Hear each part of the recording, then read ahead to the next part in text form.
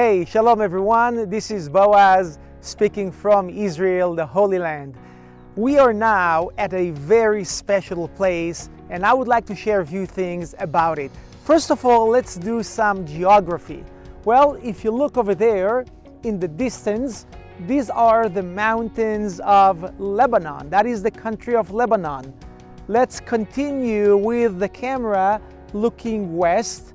These are the mountains of Naphtali. This is the tribal portion of Naphtali, one of the 12 tribes. The valley that separates between Naphtali and Lebanon is called the Hula Valley, which is part of the very long and big Rift Valley that runs for 4,000 miles or 6,000 kilometers from Turkey in the north all the way to Mozambique, Africa in the south, and Israel is part of it, or in the middle of it if you would. The mountains or the hills that you see right here behind me, these are the famous Golan Heights. When we talk about the Golan Heights, we're talking about Bashan, or Bashan as we say in Hebrew, and that was the tribe or the half-tribe of Manasseh that settled there. I want to remind you that when the children of Israel crossed into the Promised Land, when the battles were over, 2.5 tribes returned back to the east side of the Jordan River, Gad, Reuben, and the half-tribe of Manasseh. So this would have been the tribal portion of Manasseh.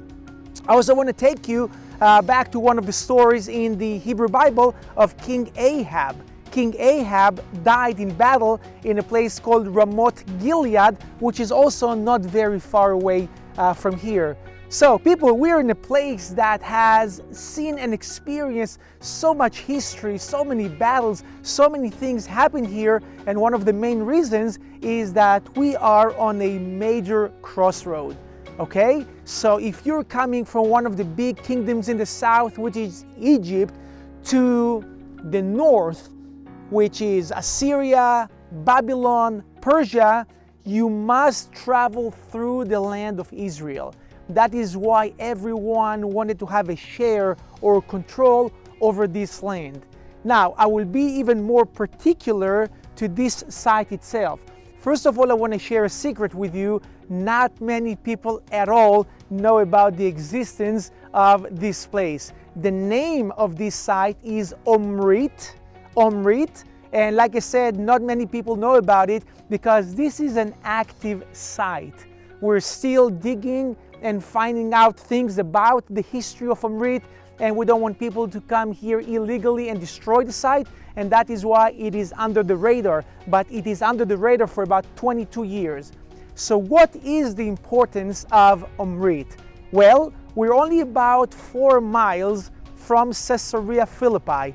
Caesarea Philippi is over in that direction, and if you look all the way to the end, you can see Mount Hermon with the snow on top. And Mount Hermon, at least according to Protestant tradition, is the Mount of Transfiguration, which makes a lot of sense because the Transfiguration took place short while after the visit of Jesus with some of the disciples to Caesarea Philippi, and you can see the proximity between Caesarea Philippi and Mount Hermon. So this was under the control of King Herod. And as you know, King Herod was the king of Judea, but he was really answering to the Roman Caesar in Rome. And in order to thank the Roman Caesar, he built a lot of places and honored the Caesar by doing that. Well, the ruins that you see here of Omrit, this was a temple built by King Herod the Great in order to honor his boss, so to speak, Augustus Caesar. But it's not only this. The ruins here are very impressive, very beautiful. You can see the columns over here. You can see the capitals over here. This weighs tons, okay, all these stones. But like I said, what's more important than the stones is the event. There's many events that took place over here, but I'm talking about one particular event, and that is Paul. Paul at first persecuted the Christians, as you all know, And then what happened is that while he was on his way from Judea to Syria, Damascus, which is over in that direction, he had a vision. He fell face down and he heard Yeshua speaking to him, asking him, "Why are you persecuting me?"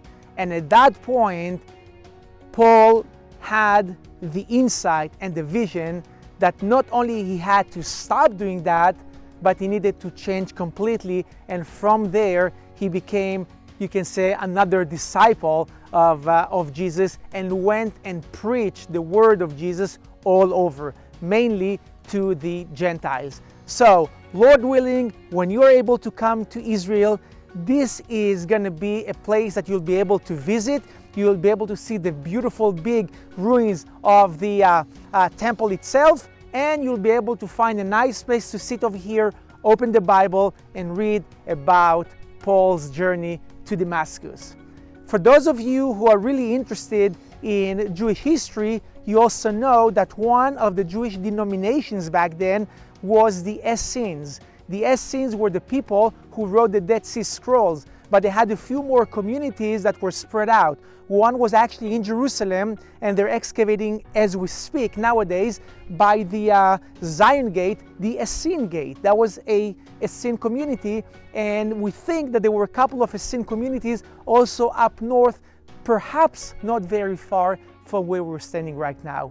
So I encourage all of you to come to Israel, to come to this site and just see the Bible coming to life. But if for whatever reason you are not able to come to Israel, there is a good solution for you as well. We have developed an app. It's called tourmeup.net. Please Google it and see what it offers. Basically what we do is we bring the Holy Land to your house wherever it is. It could be in South America, North America, Australia, it doesn't matter. You get into the app and you can join one of our tours in Israel for very little money, $10, $20, $35, depends on what package you purchase. Again, they're all very affordable. You'll be able to join real tours, say the Stations of the Cross if you're interested, or Mount Hermon area, or the Dead Sea, or the Sea of Galilee. You can choose a tour, a real tour, guided by me, or by my friend Zvi, or by another professional guide, and be part of the experience. So again, if you're able to come to Israel, great. If not, we'll bring Israel to you, tourmeup.net.